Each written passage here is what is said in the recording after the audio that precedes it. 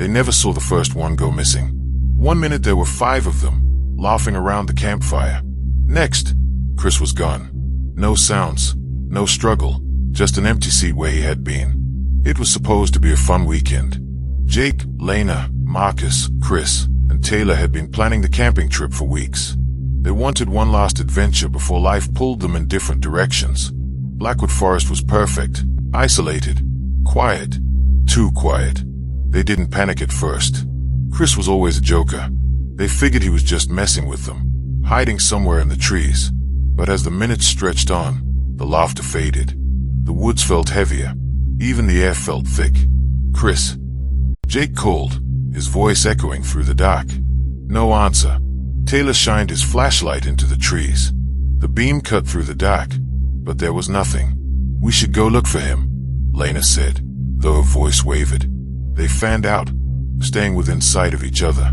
The forest floor crackled under their boots. Jake was the first to notice the footprints, not Chris's boots. Bare feet. Small. Dozens of them, all heading in the same direction. "Ah, guys," Jake called. Before anyone could respond, a scream cut through the night. Lena's voice. They sprinted toward the sound, hearts pounding. When they found her, she was standing in a small clearing, trembling. "What happened?" Marcus asked. Lena pointed to the ground. A circle of stones, perfectly arranged. In the center was Chris's phone. The screen was on. A video was playing. They huddled around it. The footage was shaky, dark.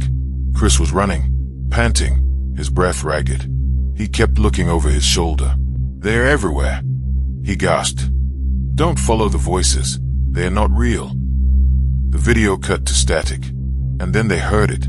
A voice from the trees. Soft, familiar. "Help me." It was Chris. Jake took a step toward the sound, but Lena grabbed his arm. "No," he said, "don't follow the voices." Another voice joined the first. Then another. Soon, the forest was filled with whispers. Hundreds of voices calling their names. Crying, begging, and somewhere in the distance, slow, heavy footsteps began to close in. They ran. Branches tore at their clothes. Roots clawed at their feet. But the voices never faded. They kept hearing Chris, and then Taylor, and then Marcus. Voices that belonged to people who were still running beside them. "Keep moving." Jake shouted, but when he glanced back, Taylor was gone. Lena screamed, skidding to a stop. "Where's he?" Jake grabbed her wrist. "We can't stop. We need to get out of here." But as they stumbled through the dark, they realized something horrifying. They had been running in circles. No matter which way they went, they kept ending up back at the clearing with the stones. And every time they returned, another phone was there. Marcus's, Taylor's, and then Lena's. When Jake finally looked down at his own hands, he realized he had been holding his phone the whole time. The screen was on. A video was playing. It was him. Running. Crying. Whispering one final warning. "They're everywhere." Jake stared at his phone, heart pounding, as the voice on the other end repeated those haunting words. "They're everywhere." It was his voice, but distorted, hollow, like it was echoing from deep underground. The forest in front of him stood deathly still. The wind had stopped. The night was quiet, too quiet. He wanted to believe it was over, that somehow he had made it out. But then the phone buzzed again. Another video. He didn't want to watch it. His thumb hovered over the screen, shaking, but something deep inside told him he had to. Slowly, he tapped play. It was the road, the exact spot where he was standing. The camera angle was low, as if someone or something was lying in the trees, watching. The timestamp said 3:02 a.m. It was 3:02 a.m. right now. Jake glanced up, his breath catching. He scanned the tree line, his eyes darting frantically. Nothing, but the video kept playing. The camera zoomed in, slowly, deliberately, and then he saw it, a figure standing just behind him. He spun around, gasping, but there was nothing, just the empty road and the dark forest. His legs felt like jelly. He backed away, gripping his phone so hard his knuckles turned white. He needed help. He needed to find someone. Anyone. Headlights. In the distance, two beams of light pierced through the dark. A car. Relief flooded his chest as he stumbled into the middle of the road, waving his arms. The car slowed, tires crunching on the gravel. It rolled to a stop in front of him. Jake staggered toward it, breathless. "Help, please," he gasped. The driver rolled down the window. Jake's heart stopped. It was him. Sitting in the driver's seat was Jake. Same face, same clothes, the same horrified expression staring back at him. "Get in," the other Jake said. Jake stumbled back, shaking his head. No, this isn't real. This isn't happening." The other Jake just stared at him. Slowly, his mouth stretched into that same impossible grin. The skin on his face began to split, peeling back to reveal something dark and wet underneath. Jake turned and ran. The forest swallowed him whole. The trees loomed taller than before, their branches twisting like claws. The ground pulsed under his feet. His lungs burned, his legs screaming for rest, but he couldn't stop. Not now. Voices surrounded him, calling his name. Familiar voices. Lena, Taylor, Marcus, Chris, and then his own. It was everywhere, echoing, whispering, screaming. Up ahead, he saw a light. A small cabin, its windows glowing faintly. He sprinted toward it, breath ragged. He slammed into the door, pounding with both fists. "Help, please," he screamed. The door creaked open. Jake froze. Standing in the doorway was Lena, pale, eyes hollow, smiling that same awful, unnatural smile. "You made it," she whispered. Jake backed away, shaking his head. "No, you're not real." The trees behind him rustled. Footsteps. Heavy. Slow. He turned just in time to see the tall, distorted figure emerging from the dark. "Stay with us," the voices whispered. Jake turned back to the cabin. The door was gone. The windows were gone. The light was gone. Just trees. Trees that stretched endlessly into the dark. His phone buzzed one last time. Another video. He didn't watch it. He just ran. Jake sprinted through the endless forest, lungs burning, legs barely holding him upright. The whispers followed him, distorted, overlapping voices that seemed to rise from the trees themselves. His phone buzzed again, but he didn't dare look. Not now. The ground beneath him softened, turning to cold, wet earth. He tripped, slamming hard onto his hands and knees. Dirt filled his mouth as he gasped for breath. When he looked up, he realized he had stumbled into a clearing. In the center was a stone circle, old and weathered, covered in moss. Symbols were carved into the rocks, symbols Jake didn't recognize. At the heart of the circle lay an old, rusted radio. Jake staggered toward it, heart pounding. As he reached out, the radio crackled to life. "It's the forest. It takes their faces," a voice whispered. Jake's blood ran cold. It was Taylor's voice. He turned to run, but the trees had closed in. The path was gone. The forest pulsed, breathing, watching. The radio crackled again. This time, it was Lena's voice. "We never left. Jake, we've been here all along." Panic clawed at his chest. The memories came rushing back. The camping trip, the night by the fire, the strange fog rolling in. They had joked about the legends, the stories of a cursed forest where people vanished without a trace. Only, it wasn't a legend. The forest wasn't just a place. It was alive. It lured them in, twisted them, and wore their faces like masks. Jake had escaped, or at least he thought he had. But the forest never let anyone go. It played with its victims, made them run until there was nowhere left to run. Jake's phone buzzed again. A final video. He hesitated, tears blurring his vision. Slowly, he raised the phone. The screen showed the clearing, this very spot. In the video, Jake stood in the center, looking down at his phone, exactly as he was doing now. And behind him, they were all there. Lena, Taylor, Marcus, Chris, and others. Dozens of others. Pale faces, hollow eyes, smiling those awful, unnatural smiles. Jake lowered the phone, heart pounding. Slowly, he turned around. The last thing he saw was their faces closing in. And then, darkness. They were never supposed to be there. It was supposed to be a quick weekend trip, a peaceful getaway from the noise of the city. John, Amber, and Louis packed light, left early, and drove deep into the woods where the trees were thick and cell signals died miles back. The plan was simple: hike during the day, camp under the stars, and head home Sunday morning. But plans don't matter when you walk into the wrong place. It started with a wrong turn. The trail markers were supposed to be obvious: big, red arrows nailed to the trees. But by sunset, they hadn't seen one in over an hour.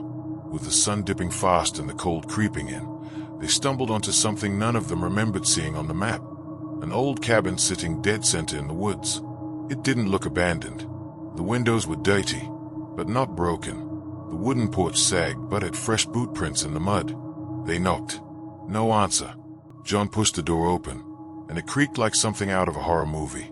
Inside, the place was dark, musty, but warm. A fire crackled low in the hearth. "Someone's here," Louis whispered. "We should go." But Amber was already stepping inside. "It's freezing out there. If they come back, we'll just explain.